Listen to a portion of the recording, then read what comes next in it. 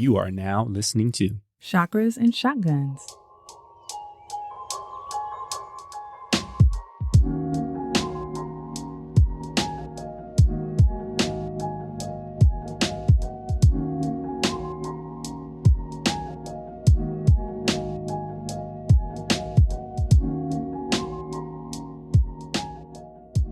Welcome back to Chakras and Shotguns. This is episode 25. I'm Mik. And I'm Jenn. Welcome back. So how are you doing today? I'm blessed. By the time this episode comes out, Thanksgiving will have passed, and hopefully that went smoothly with no turkey legs on the floor. Do you remember when I dropped that turkey leg on the floor? I do. We were hosting Christmas a few years ago. Dinner was almost ready, and I take the turkey out, and it's just gorgeous, a work of art. And this turkey leg just goes oopsie daisy off the pan.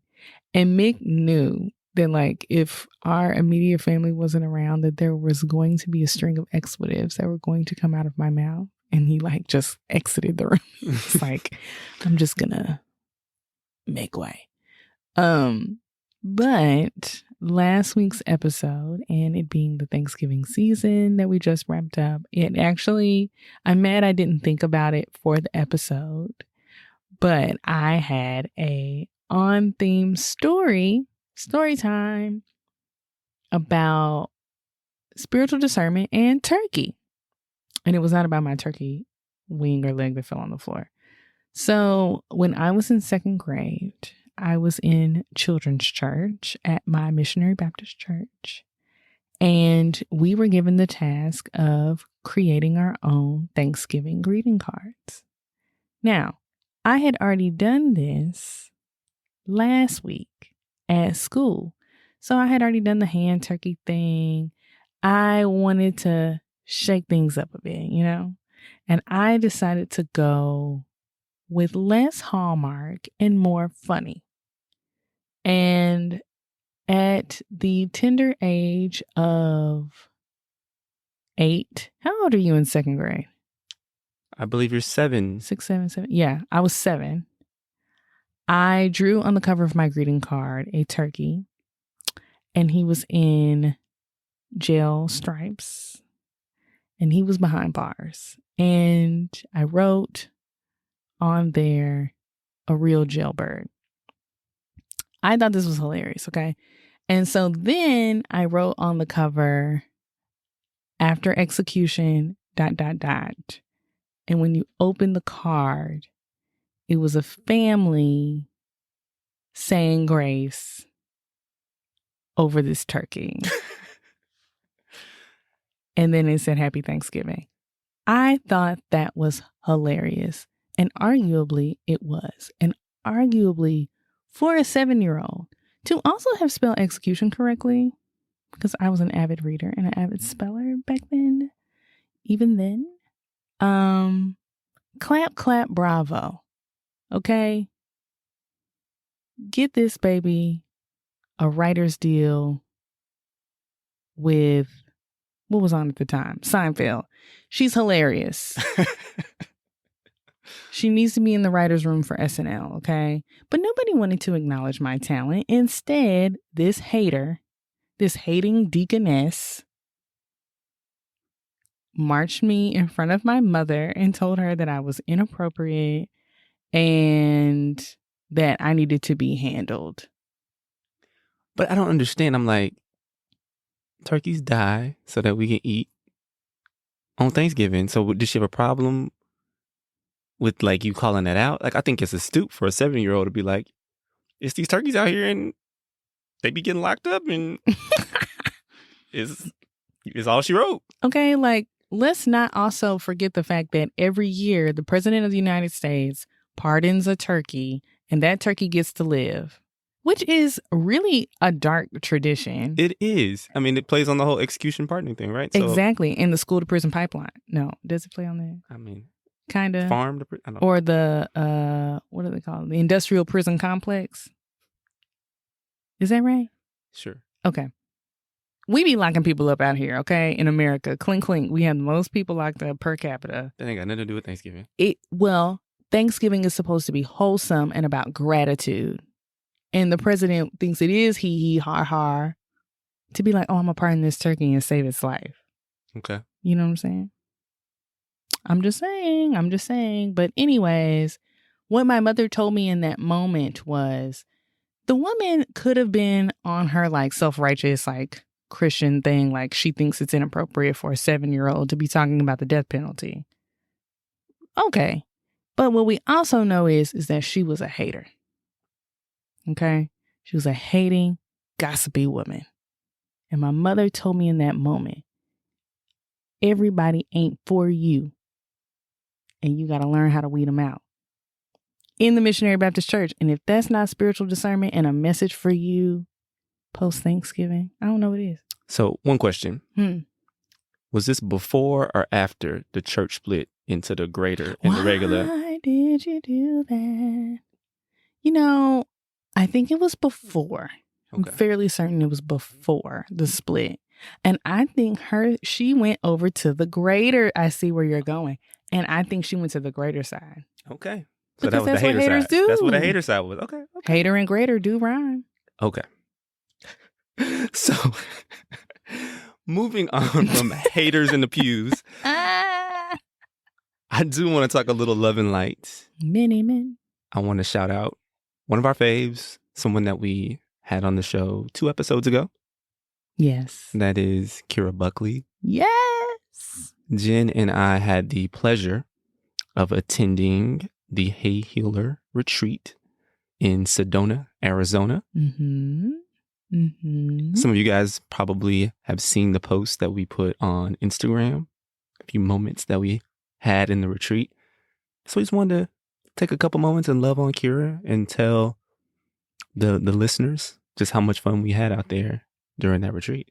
Yes. So we had some time before the retreat actually started when we flew into Flagstaff. And Mick was like, would you like to drive 2 hours out of the way and go to the Grand Canyon? And I said, no, I'd rather stay at home longer and then leave. Because of the babies. We were leaving the babies with the grandparents, and it just would have made the transition a little smoother. What else did you say about the Grand Canyon? I also said, who cares about seeing a big ass hole? That's what I said, okay? And I admit it.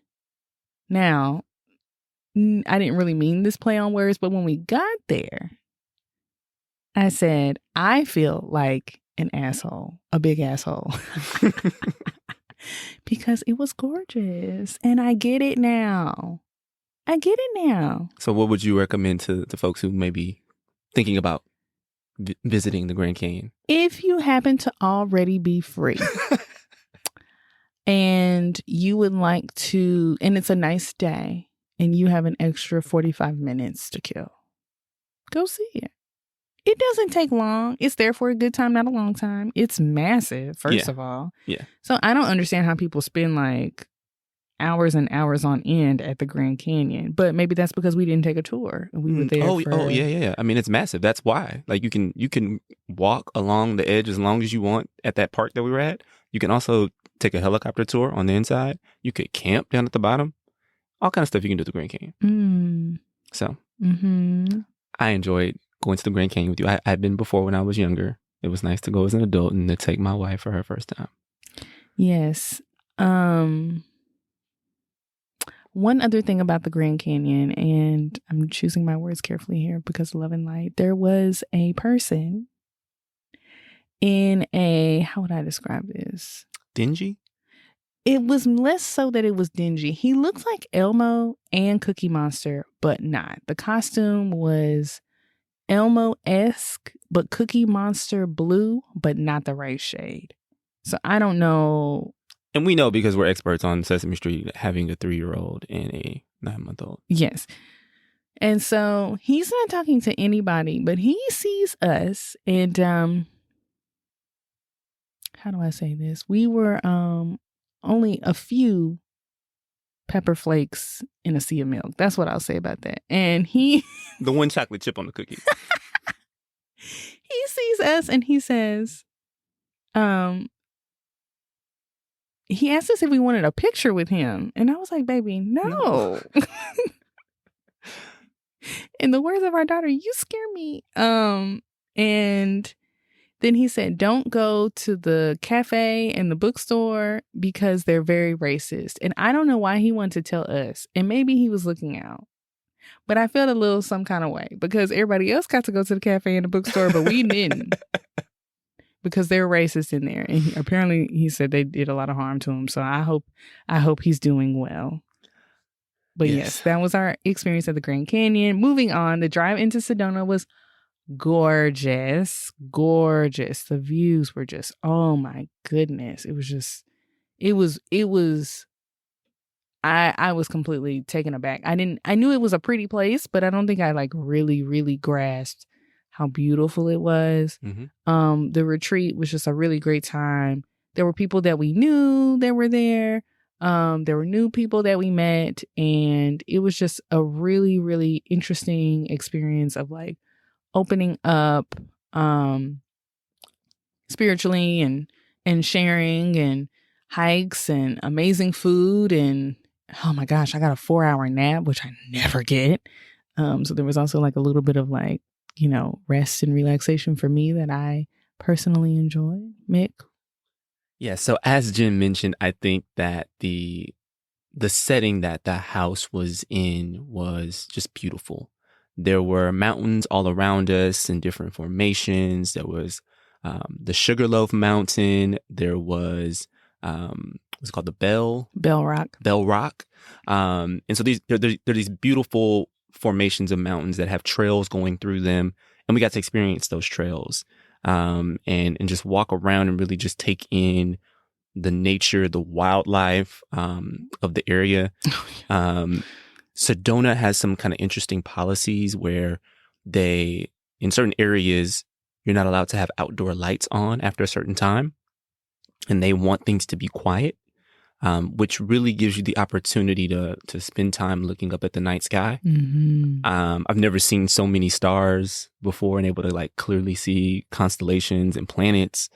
And it was just a beautiful, beautiful place. The energy there is really strong. Mm-hmm. There's a vortex, several vortices. Yes, vortices. Well done. There's several vortices in the area. And again, we got to experience that. We brought our crystals out there. We were able to charge them in the soil out there. So that was super cool. Also, I think I got pushed in out of my comfort zone, which I thought was, just a really, it was work. It wasn't comfortable. But I'm better for it. Kira likes to do things where she will have kind of someone put on the spot to lead a session. And I got chosen to lead a session. Mm-hmm. And my wife is smiling at me because she knows I don't really like to be put on the spot. I'm Enneagram 6, as I've said before. I like to be prepared. I like to kind of know what I'm going to do and say ahead of time. So being asked right there in the moment, like, hey, in like 15 minutes, I want you to lead a session. And I'm like, about what? Oh, okay. And so I led one. It went really well. And yeah, I think people really got a lot out of it. So I was kind of proud of myself to being able to step out of my comfort zone and be able to do that. You did great. Also, I mentioned before in our Reiki episode that I have been attuned to the master level of Reiki. Yes.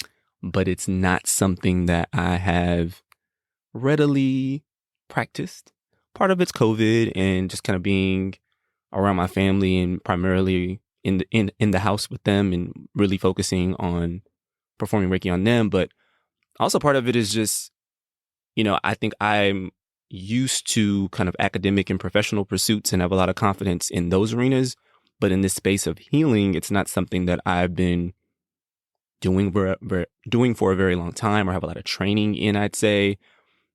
And so it's kind of like a little bit of imposter syndrome. Like, do I really know what I'm doing in this space? And so during the retreat, I actually performed Reiki on a couple folks and got really great feedback. People were feeling really great and their pain was subsiding. And it just kind of was really affirming that, I can do this. Mm-hmm. So that was great. Also, I was super proud of Mik to see him leaning into that because, and you know what, just to be like completely open and transparent, is that we're starting the spiritual journey in our, I'm going to say early to mid 30s. So like we talk about conditioning all the time, and there's a lot of limiting beliefs. And so like we see Reiki working on our kids, and we'll read testimonials, but there's still like, sometimes you have to overcome that little nugget of, is this really working? Like, even if I had a migraine the other day, probably because I was eating a snickerdoodle, but that's my business.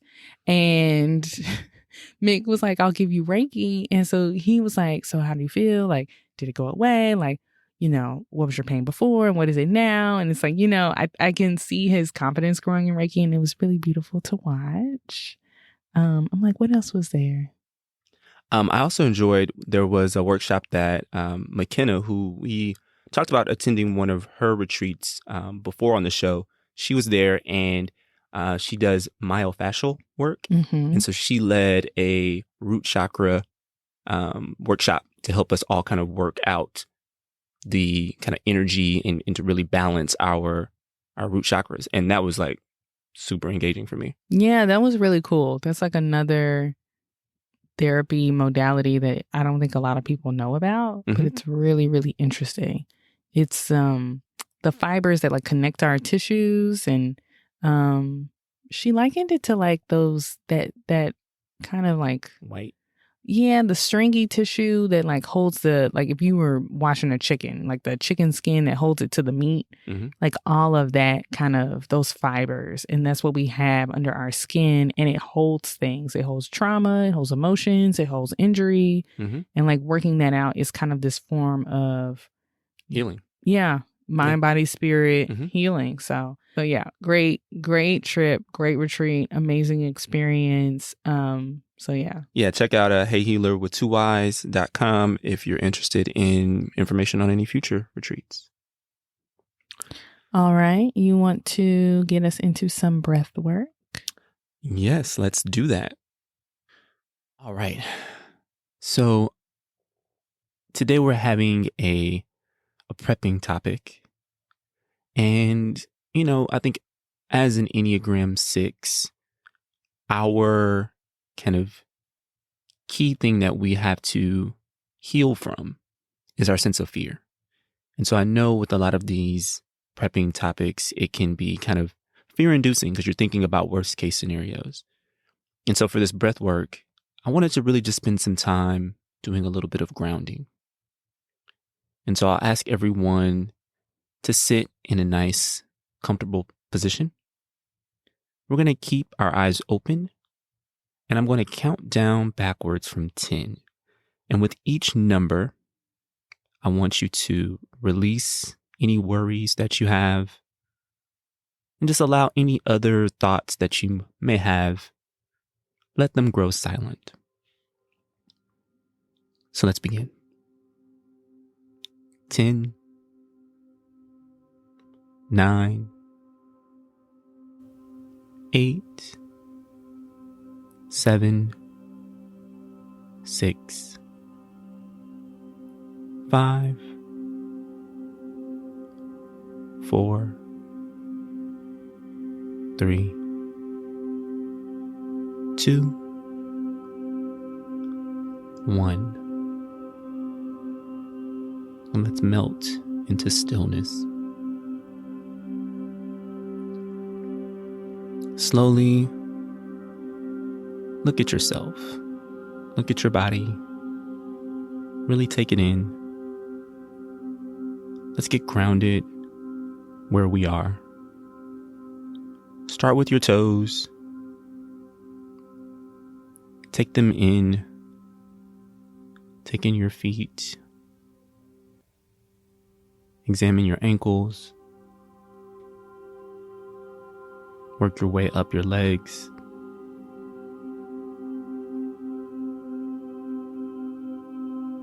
Really acknowledge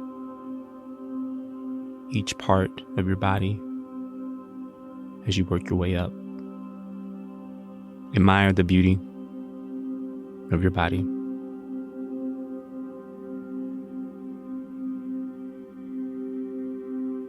And slowly work your way up, tracing your entire body. Resist the urge to rush over certain parts. Just continue to take your body in. Move up.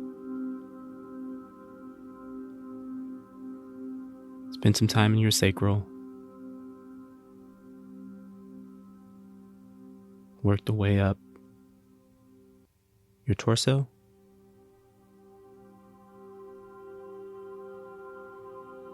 Fill your body with each breath.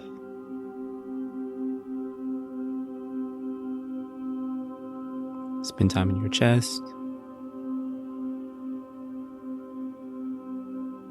your arms. Pay attention to each muscle.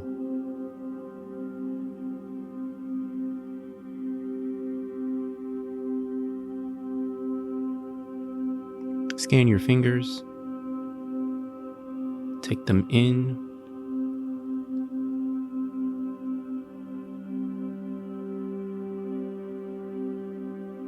Finally, come up to your face. Let's explore each nook and cavity. Feel the energy of your mouth, your nose, your eyes.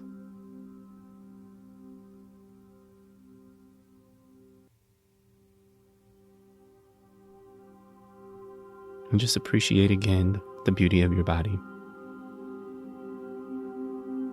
Let's end with a few grounding breaths. Let's do 3. Inhale.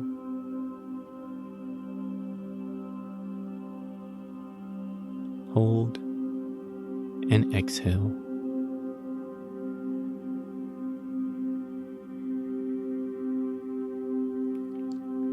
Inhale.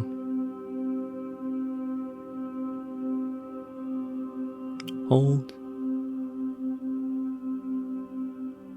And exhale. Inhale. Hold. And exhale.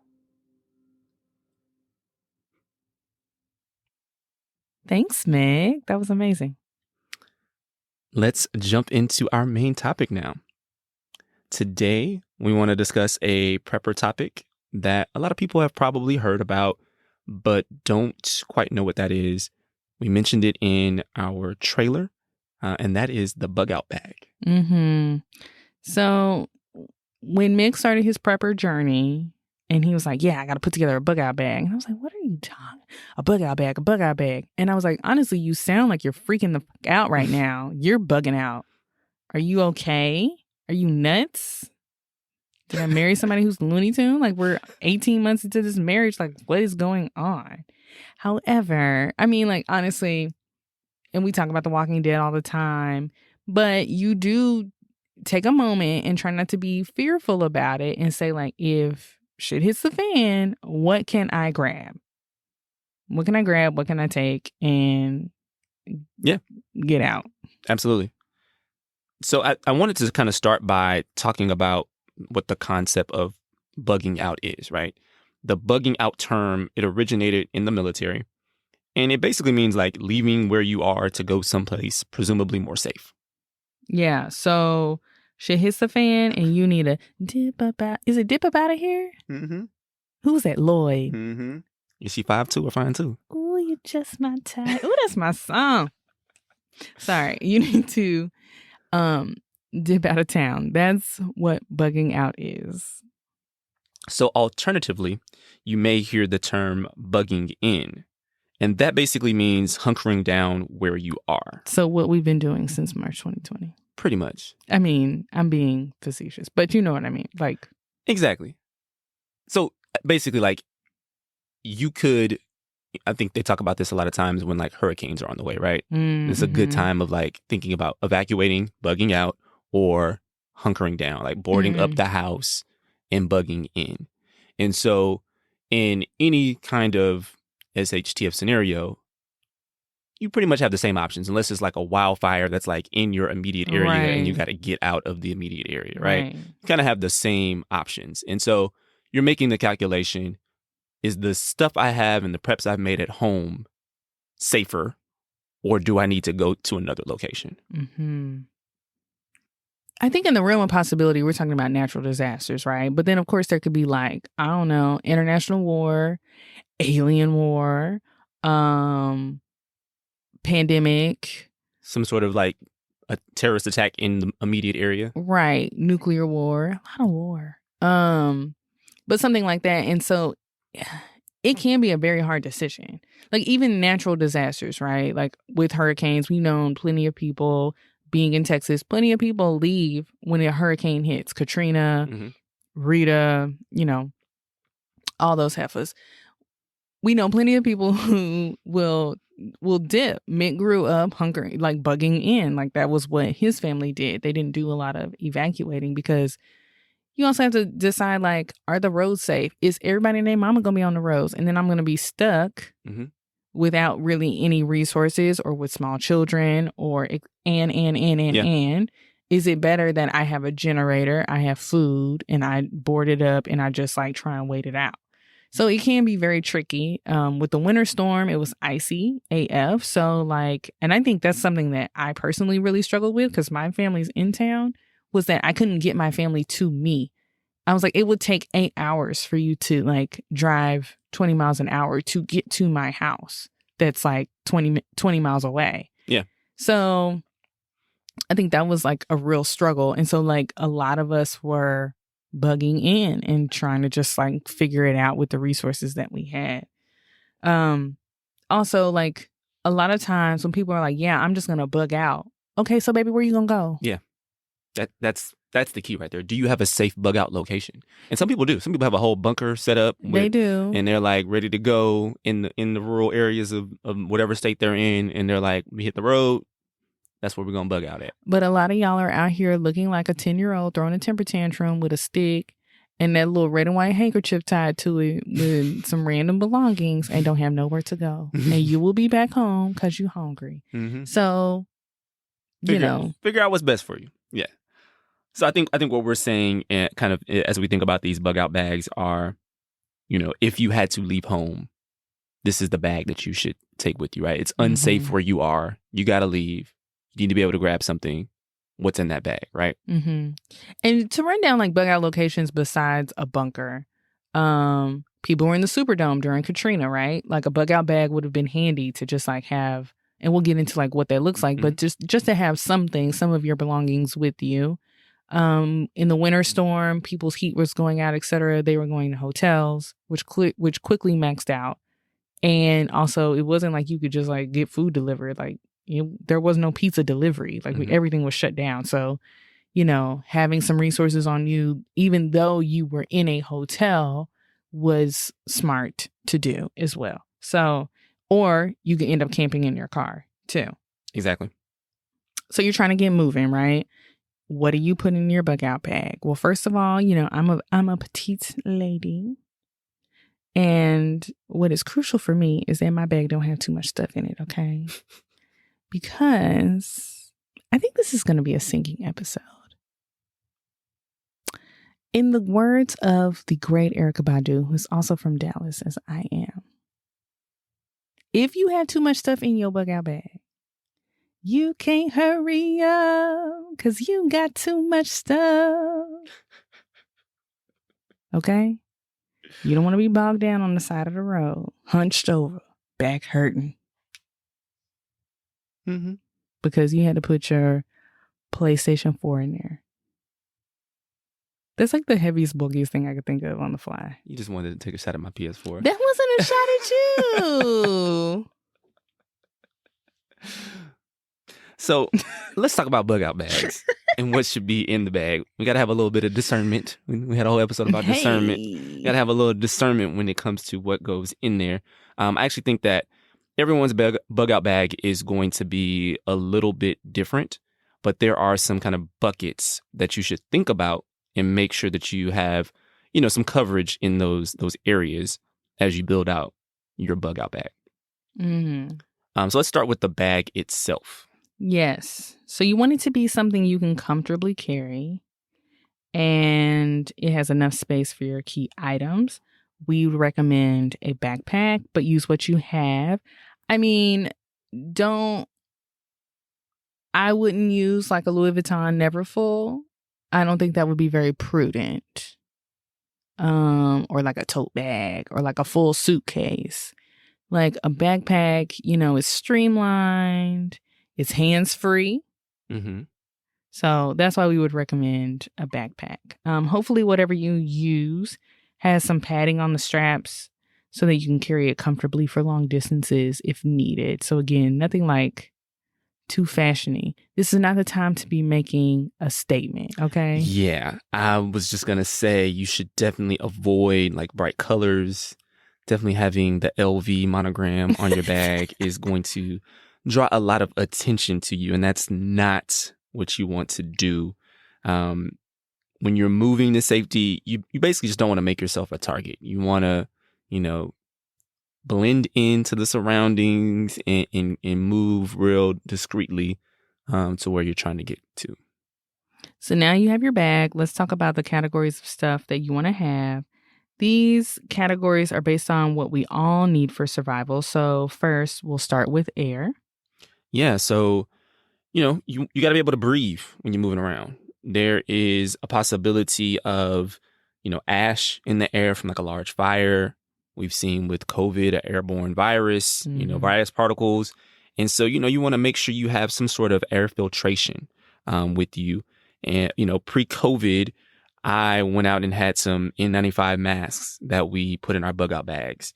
My Amazon wish list, it has some more serious air filtration masks, like the full-on gas masks, which those can be kind of pricey. So I'm still kind of waiting for those prices to drop on those. Mm-hmm. But those would definitely be a great option, if it was some sort of a larger scale air contaminant situation.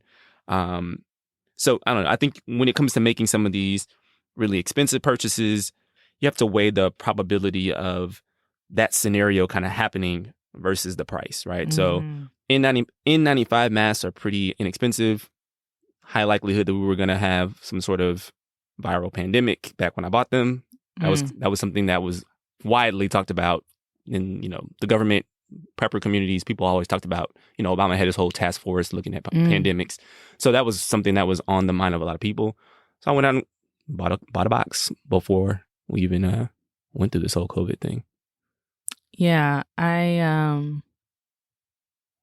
so like when I think about full on gas mask, right? It's like, yeah, that'd be a nice to have, right? Like you don't know what's going to be going through the air. And like to your point, you hope and pray that you never have to pull that sucker out, right? Like that you can almost even forget, you shouldn't forget, but that you could forget that you have gas masks. It's like, oh snap, I got gas mask because I never had to use these. That's a wild thing to, oh snap. But I mean, like, I will say that, when COVID hit, it was, there were definitely things that we were not prepared for. Yeah. Kinda. I think we just got nimble. We got nimble. But like the fact that I was like, man, they telling us we have to wear masks. He was like, I already got some N95 masks. I was like, you do? And I was like, that's why I keep you around, boo, because she be thinking. So yeah, that was a pleasant surprise. He was like, I got N95 masks, I got gloves, what you need? I got hand sand, I got alcohol, what you need? I was like, I need wine. I'm gonna go to the store with my N95 and get you something. It's cool. Moving on to water. Episode number 3 of our podcast went into quite a bit of detail about water preparation, and we specifically talked about items that you should have on the go. A couple of these would be a great idea for your bug out bag. The life straw. is one that we specifically mentioned that can be used to filter water on the go. Like, I think you can use it in like creeks and stuff. Yeah.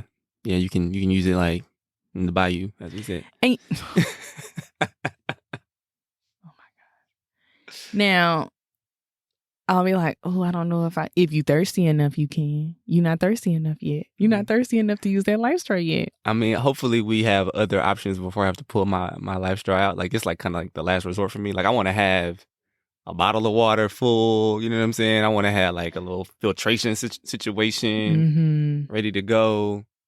I think for me, living in an urban area, I don't want to drink nothing out of nobody's standing water around here. If I was in a rural area and I was like, oh my gosh, look at this beautiful scenic pond with these mallard ducks. Oh, look at the little fish. Yeah, I'd life straw the hell out of that. Mm-hmm. But like, if you are familiar with Dallas, the Trinity River? Nah, bruh. You can smell that thing driving down the freeway with your windows up. You think I want a life straw that? I don't want a life straw that. I'm good. So yeah, hopefully that's your last resort. This is my last resort. You see, there's another song. See? I don't know that one. Who sang that? I don't know. You know I never know. Is that like a rock song? Like, is this? Yeah. Okay. We'll look at it. We had different backgrounds. What else? Hydration bladders. Those are in each of our bug out bags. They're basically plastic pouches that fit into the backpack. They typically come in 1, 2, and 3 liter sizes. Camelback does something like this. Yeah. And I love Camelback. I mean, I had like the water bottles, but I actually was peeping them in Sedona because multiple people at the retreat had hydration bladders. Which, gross. We couldn't think of nothing else. I didn't name them. We couldn't call them a bubble, a pouch. You know I'm in marketing and I care about names. Sachet. I wouldn't have called it that. A sack. Whatever. Anyways, they typically come in 1, 2, and 3 liter sizes. I would need probably 2 or 3 liters. I think when I think about a SHTF situation, I think water consumption is really troublesome for me because I drink a lot of water. A lot of you people ain't hydrating. Y'all just gonna be out here like, I'm living my life. All right. I'm gonna be looking like a mummy. So you also want to have a good steel or titanium water bottle. And the reason why you should go for a steel or titanium is that you could potentially fill the water bottle with, some shaky water if you weren't quite sure where it came from. And you can actually boil the water while it's in the bottle. So that can help with purifying. Nice. And boiling water brings up another bucket, which is warmth. So you should have several items that you can use to start a fire, such as... So starting first with a lighter, you can get a basic Bic. Lit like Bic. How does that song go? Lit. Yes. Lit like Bic. Come on, Mick, get on the mic. You know I know Ray Shrummer. Lit like Mick. Are you letting me talk about these lighters? I'm sorry. So you can get a basic Bic, just what you get at the corner store, and utilize that. But you can also go for something like a Zippo. I actually invested in a Zippo. It takes a little bit of time to set up. You have to put the lighter fluid in there and make sure your wick is kind of properly positioned. But once you get it going, it's a great lighter, super reliable. It can be lit in wind. They talk about how Zippos are always reliable. So I think it's worth it. Outside of a lighter, you could also consider waterproof matches, a fire starter, which could have flint, magnesium, or ferrocerium. I'm not sure how to pronounce that. You're the spelling bee champ, so that's why I wrote that down for you. I didn't say I could say it out loud, but I could spell it. Solar spark lighters, which are basically magnifying glasses that you can use the sun to start fires with. The sun, we just really do not utilize as a planet the power of the sun. Did you ever have any kids like in elementary school who used to like take their glasses and like try to start fires with them? No, because I didn't go to school with sociopaths, Mick. Okay. Sounds like you did. Well, leave my little elementary school alone. Lord, little flies again. Lock them up. What? So I would recommend, guys, that you get a couple of those items from that list. We've talked before about how in prepping, we talk about how 2 is 1 and 1 is none. Mm-hmm. Basically wanting to have redundancies of critical equipment. And so I think being able to start a fire, particularly if you are bugging out and you have to camp outside, you want to have something that can get you a fire going. So have, lighter and some waterproof matches, look into maybe the solar spark lighter as well. I would just make sure you have multiple in that category. So let's talk shelter. Tint, a waterproof survival tent. There are quite a few options. If you just Google waterproof survival tents, they range from as low as $10 up to around $40. So yeah, that's something if the natural disaster isn't ongoing and you need shelter, that's always a good thing to have. Emergency blankets, these are great. And we have a few in our bug out bags, plus our cars. They're also called Mylar blankets or space blankets. They retain heat very well and are super lightweight. Quick aside, I never knew what these were. I always wondered why they would give these people, you would see these scenes and I was like, why are they covering these people up in Reynolds wrap? It's so unfortunate. Or you'd see people in ambulances and they would give them, I was like, why? Make it make sense. But apparently, it's retaining the heat. That's beautiful. Technology is a hell of a thing. I thought you were the wife of a prepper this whole time, and you just... I'm catching vibes, okay? Vibes. And let's talk about the real skill sets that I bring to the table, okay? We both know packing is not my strong suit. That is fair. However, who do you want cooking for you in a pinch, in a life or death situation? Moi.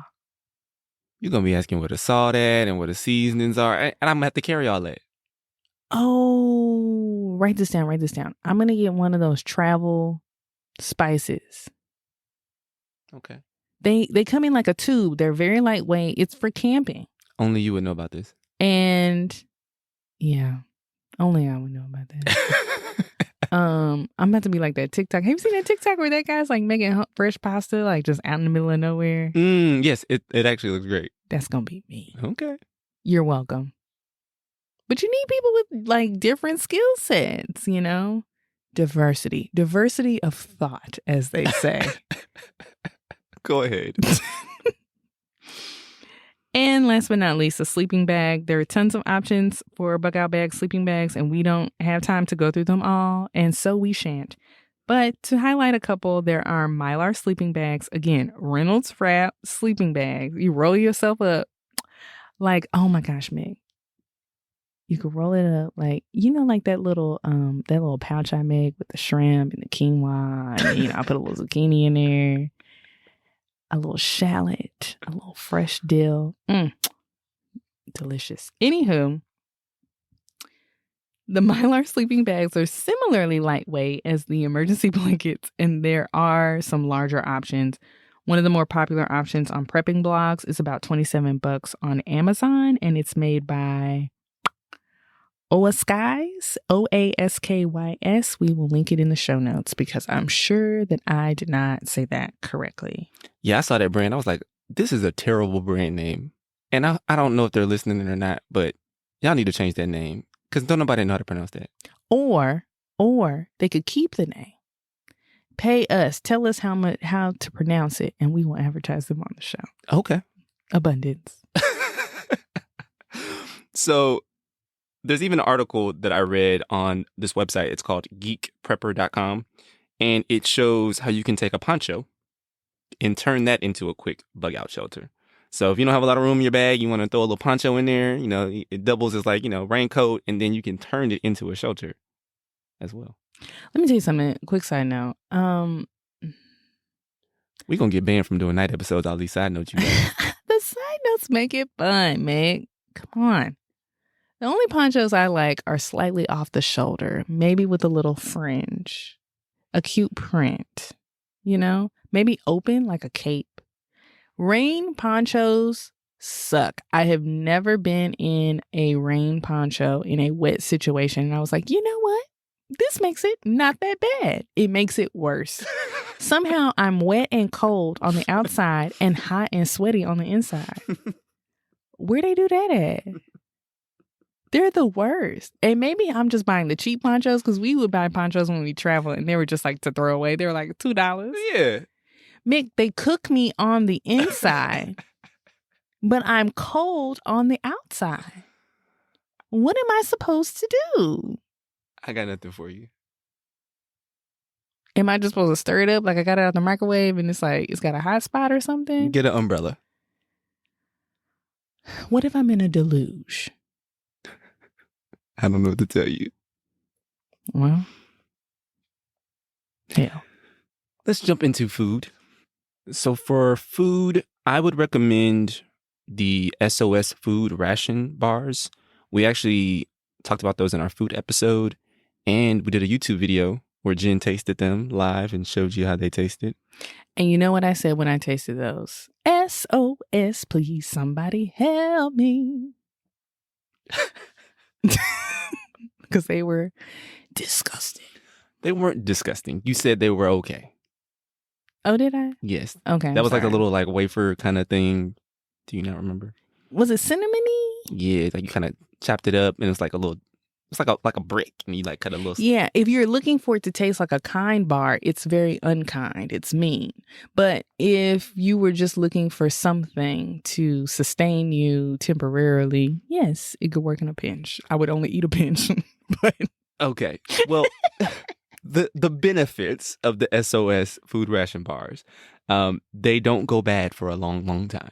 And you don't have to worry about refreshing. You don't have to look at the expiration dates. You know, if you want to put a kind bar in there, I'm sure, you know, it's going to go bad in, 6 months to a year. And so you got to make sure you're replenishing, refreshing your kind bar that you have in your car. This, you don't have to worry about. It's like 5-10 year shelf life. You could also consider having some granola or nuts. Yeah. Basically you just want to have something that you can eat while you're bugging out. Mm-hmm. For lighting, flashlight. No. Actually, Mick probably wouldn't want me to sing that one for reasons we won't get into. But flashlight, a good flashlight can't be beat. A headlamp, if you really are trying to get into this, you put the headlamp on. That's like the extra step, though. So these are helpful so you can keep your hands free if you're moving around in the dark. Yes, indeed. Moving on to medical. So you want to have a basic first aid kit. You don't know what you could, bump into, what kind of scrapes or cuts you could get while you're trying to make your moves. So just some basic things like antiseptic wipes and ointments, some gauze, maybe some medical tape. If you want to do like those little travel packets of like Tylenol or ibuprofen, gloves, I'd recommend some sunscreen. And then if you like really want to get serious, you can get like one of these little tourniquets and like some medical scissors and kind of the cloth bandages as well. Just to kind of add, you can like tape a sprained ankle with those bandages or something like that if you really needed to have, treat something more serious. I think as I'm trying to like ride that line of, I can overpack, as I said, but like I hold on to old medication. Like, a little hydrocodone from a wisdom tooth surgery here, a little antibiotic from the time I got a little bug in Mexico there. And, just in case, like, yes, it might not be as effective, but if we're thinking worst case scenario, and honestly, I think some of the things that we didn't think were worst case scenario kind of became worst case scenario in the past like year, 2 years, to where you might not be able to get into the pharmacy if you need an antibiotic, or if you need like a stronger painkiller, or if you need something because like you need like a strong anti-diarrheal or something. And so yeah, I think there is an urge sometimes to like throw away all of your old medication, but just kind of like make sure you're monitoring it, put it in a safe place if you have small children. But I tend to hold on to antibiotics and stuff like that for moments like this. I used to think about times like this. to rhyme like that. But No, I think to your point though, like we saw with COVID, where there was like triage, and like the hospitals were full of COVID patients, and there wasn't really room for any other type of medical ailments to be treated in a lot of cases, and so you may have to turn into your own nurse at the crib. So bugging in or bugging out, you want to have that first aid kit. that was something that I don't think that we fathomed living in a first world country, especially people who live in urban centers, right? That, no, I've been really safe and I don't have COVID, but I got into a car accident and they didn't have a hospital to take me to, that was wild. And I guess the silver lining, of that is that a lot of people became a lot more resilient just in case we needed to be. Yeah, for sure. Navigation. We're going to take it back to 98. You need a map, okay? MapQuest probably ain't even going to cut it. You're not probably going to be able to print your directions like we used to back in the day. You need a map, maybe an atlas. Where you had one of the road atlas joints. Yes, where you had the squares and you had to you'd be like, oh, I'm trying to get to Chuck E. Cheese over there, and it's like G7, and you had to be like, okay, and like link it up. Can you believe we've come a long way? I think this is the map, though. I think it is really important because if it is truly a shit hits the fan situation, Google Maps, we don't know where the satellites are going to be. We don't know if your phone's going to have access to that. Is the internet even available to anyone? So that probably isn't going to work on your phone. Also, if it is a really cray-cray situation, the major highways are probably going to be blocked. So now you got to use the back roads and you have to find those. And so you need to, spend some time, getting your bearings. I think also part of convenience of things like Google Maps is that people probably don't even know their way around a map. Exactly. And also with the map, and one of the things you kind of have to do, which kind of sucks, is that you need to make sure your map's pretty up to date. And so, you create your bug out bag, and having looked at it in 5 years, the routes in that map you bought 5 years ago may not be the same. So you need to kind of regularly make sure your map is up to date. It's probably the prepper community that are single-handedly keeping road maps in business, like paper road maps. You can get them on Amazon. I don't know if again, to your point, if that's the audience, but yeah. Let me tell you, they are this close to giving you a downloadable file so you can take your ass to Kinko's. They're like, we're not doing it anymore. You can go print it out yourself. Yeah. Laminated with that coil binding. Mm-hmm. Y'all Mik is so sick of me right now.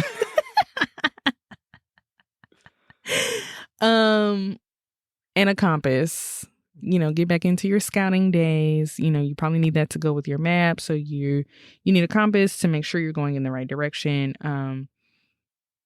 Just get used to walking around with it around your neighborhood to make sure you know how to use it. And even if you're compasses can't be that expensive, right? No, there's some really nice ones out there for sure that you can, splurge on, but you can get a basic one pretty. Yeah. I remember making them in 7th grade. Yeah. I wonder if they even do that with the kids now. Nah. They're like, Miss, I got it on my phone. Why I even need to do this, Miss? But yeah, but you can also practice with the one on your phone too before you buy your fancy schmancy compass. I know some of the prepping folks on the message boards and stuff will say get a GPS as well. I don't know. I'm not familiar with the GPS technology and if it can withstand certain SHTF scenarios, right? Mm-hmm. Like you said, we don't know where the satellites are going to be. If you have the extra money and you want to get a GPS, go for it. But I'm map and compass. Yeah, a TomTom? Yeah. Those things became so obsolete so quickly. So fast. The ones in our car are obsolete. They're terrible. They don't know where anything is. All right, so moving on. Tools. There's a ton of different tools that you can decide on if you want to have in your bug out bag. Like I said at the beginning, every bug out bag is going to look a little bit different. A few tools that come to mind for me having a multi-tool, so something that kind of has just like a screwdriver head on it, a pocket knife on it, maybe like the little like plier heads on it as well. Just like something that has multiple functions on it. It's lightweight, doesn't take a lot of space, and has multiple different purposes. Utensils. So they have these kind of great foldable steel utensil combos, like a fork and a spoon and a knife, all kind of in one little thing, similar to like the multi-tool. That could be great for eating on the go. A hatchet or a knife, like a bigger knife, where you can, use it to get firewood or to cut rope, or even if you needed to use it for self-defense against wildlife or hostile people. A mini shovel. So if you're out there in the wilderness and, shit is about to hit your drawers as they... Oh, no. If you gotta poop... if you gotta poop and you're out in the wilderness, it's a good idea to have a shovel to help to like dig a latrine or poop pit, whatever you want to call it, to be able to do your business. So that's another good tool. Okay. Last but not least, I don't want folks to forget about the toothbrush as a tool. Mm-hmm. The last thing you want to deal with when, things are going sideways and you're trying to bug out, you don't want to have to deal with no dental issues. So having a toothbrush, maybe some floss to be able to keep your dental hygiene on point, is worth making sure you have it in your bag. Mm-hmm. Before you all think that Mik is going to have you out here with a toothbrush, but otherwise musty. Compact disposable towels. You think... Why I gotta be the one keeping people musty? You talk about hygiene, you ain't saying nothing about hitting them spots, getting you some deodorant. But deodorant is just another thing. Everybody's bug out bag would look different. I know, because can I have moisturizer in my bug out bag? You know where your bug out bag is? I'm not stopping you from putting stuff in it. Okay, yes, you wouldn't stop me from putting it in there. But I don't want to hear nothing be like, oh, baby, my skin a little dry. Can I have some of your moisturizer? I'm like, shit didn't hit the pan. You should have brought your own. Where's your shea butter? I'm good. And ashy. But no, there's this product called Easy Towels. And when you look at it, do y'all remember as kids, and they would have like those little dinosaur sponges, and you put some water on them, and then they would like expand. That's basically what these are. They look almost like dishwasher pods. Yeah. And you put a little water on them, and it expands, and then you can give yourself a little wipe off, a little whole bath, as they say. And they're great for like toilet paper. Yes. A little wet wipe situation. Are they biodegradable? Yes. Okay. Cool. Because, shit hit the fan, but we still need to do our part. Captain Planet would be disappointed. Miscellaneous items to wrap it up. We talked about antibiotics, etc. But other prescription drugs, like things that like you need to live. Which I think is like the trickiest and probably like the thing that really gives me anxiety for people is like people are on medication, like daily medication. And so like having that and having access to that, if you can get like an extra supply of it, that would be amazing. Of course, living in America, we don't know if your insurance is going to pay for it. So there's that. Because they'll like space your stuff out. But like having like a backup supply, an extra month supply would be amazing for your preparations. Important documents. So think like your license, your passport, birth certificate. Yeah, I mean, you might need that. I don't know. What else would you need if you were like really leaving? Maybe your social security card? Maybe. Assuming the government's still in. Or depending on how your life was going, leave all that behind and start over, baby. Okay. Fake your death. No, I'm just kidding. Go on, girl. Also, last but not least, oh, actually, no, I have another thing. But Go Girl for the ladies. It is a device that will help you stand up when you pee. So, I mean, I think that could be useful on the go, especially like you might not want to be in a vulnerable situation, crouched down. So you might want to look into that. Also, an extra pair of drawers. Always handy. We didn't even really talk about like feminine products though, right? Wouldn't you want to have something like that? There's a lot there. I actually can talk about this.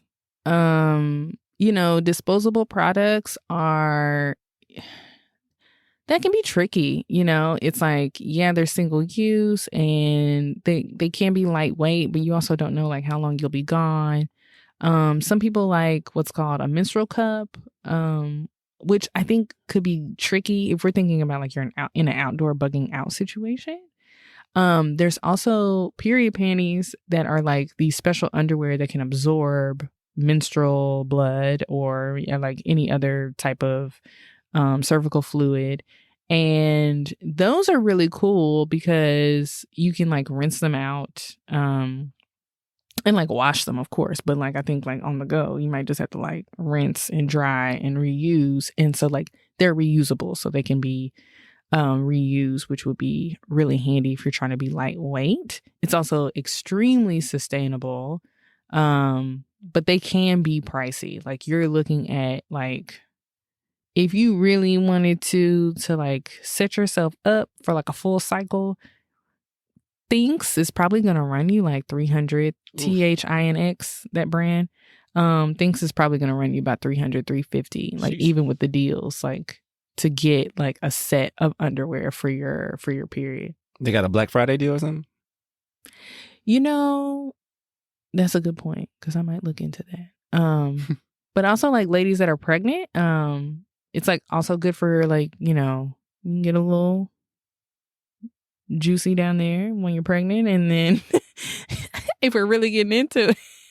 But then also postpartum bleeding, they're really great for that too. And it gives you that feeling like of like feeling like you're in underwear. I think people like freak out about like just like bleeding into their underwear, but it gives you the feeling of like being in underwear, but it really does like wick away moisture without that feeling of like wearing a pad, really. So if we're gonna get into feminine products, that's what you. I mean, all right. That's what you gotta know. I opened the door, I guess. You sure did, and all I kicked that thing wide open like the Kool-Aid man. Except it's not Kool-Aid.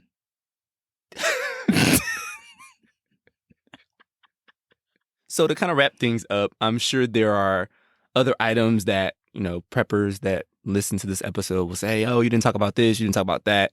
But as I said in the beginning, each bag should be tailored to the individual. So you may want to include things like walkie-talkies if you wanted to have some sort of communication with like other folks in your group if you needed to split up, or gun ammo, which is something I actually have in my bag. I think those could be lower priority for someone, particularly if you're like just starting out and you want to just have something very basic.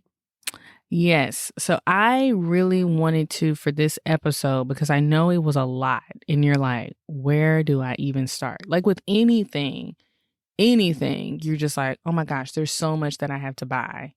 I wanted to start out with like a very, very basic bug out bag. And this is a great one that you can keep in the car or you can keep in the house. You can also duplicate it, have one in the car and one in the house. It's simplified enough that some people would actually technically call this a get home bag. Like it has just enough to get you home, hopefully to where you have more things prepped and more resources and supplies.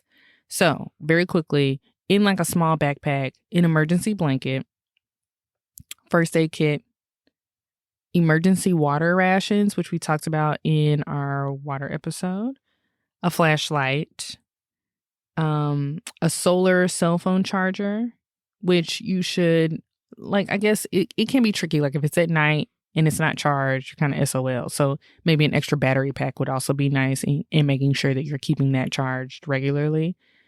And yeah, that's it. Like that's very short and sweet. And I feel like that's like a nice handful of things that you can quickly buy on Amazon and like get that sent to your house ASAP. if you wanted to add a little bit more, especially for your car, I'd probably put a map in there.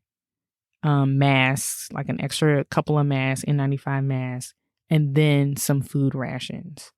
So that's always fantastic. My also like number one tip that I especially give to the ladies, because I was the queen of driving around in 4-inch heels. Or I would take one heel off and drive barefoot. And like my mom and Mick would be like, well, what if your car broke down and you had to walk? And I was like, well, I'm about to walk in these 4-inch heels. No. So I started keeping like a spare pair of sneakers in my car. And then always, in Texas, we don't really have like real coats. I call them door-to-door jackets. Like you're really like driving, pulling up, walking in the door.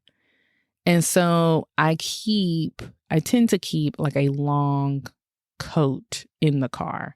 So just in case, something happens and there was like a cold freeze or something, there's something in the car to keep me warm. The emergency blanket would also, of course, be great for that.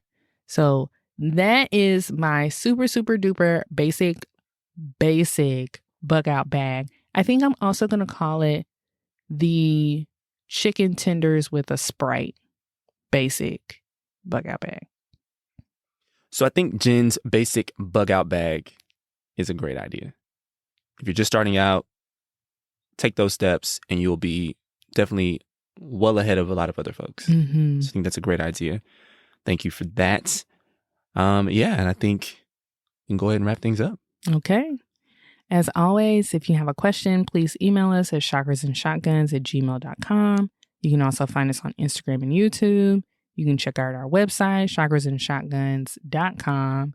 We have some amazing merch on there.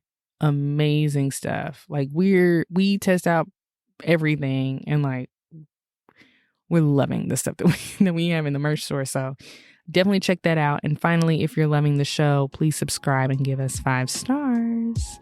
Thanks, guys. Namaste.